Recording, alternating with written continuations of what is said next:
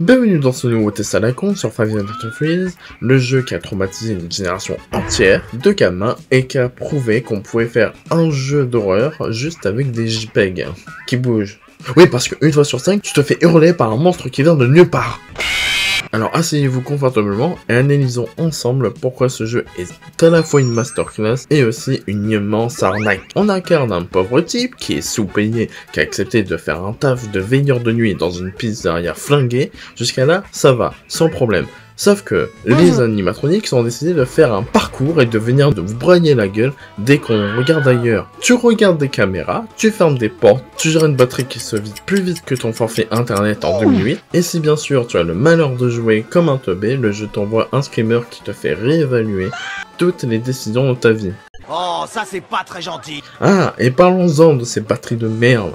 Parce que c'est bien sûr dans l'univers de FNAF, ils ont jugé bon de faire fonctionner leur porte électrique en mode « Si j'ai plus de courant, elle reste ouverte ». Même les youtubeurs spécialisés dans le cri forcé en ont fait leur fond de commerce.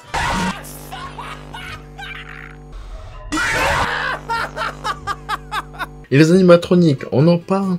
Freddy, c'est le patron, il joue le caméléon et attend que tu sois au cours d'électricité pour venir t'éteindre comme un Windows XP. Bonnie, c'est le relou de service qui squatte devant la porte comme un livreur Uber Eats qui attend son pourboire.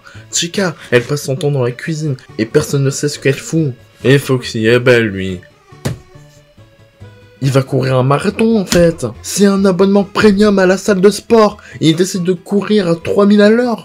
Et mon dieu, il y a le lore. Mon dieu, le lore. Five Nights at Freddy's. C'est pas juste des robots possédés. Là, c'est une saga qui a plus de timeline que Zelda. Scott Cawthon, le créateur du jeu, a compris un truc. Tu laisses des indices flous partout et boum, les fans font le travail à ta place. Personne ne sait vraiment ce qui se passe, mais tout le monde a une théorie. Non mais sérieux. Évidemment. Le succès du premier jeu, Scott s'est dit « Eh, si on refaisait le même jeu avec des nouveaux animatroniques et une batterie encore plus éclatée que le premier, puis FNAF 3, où on décide qu'un seul animatronique était suffisant pour surprise.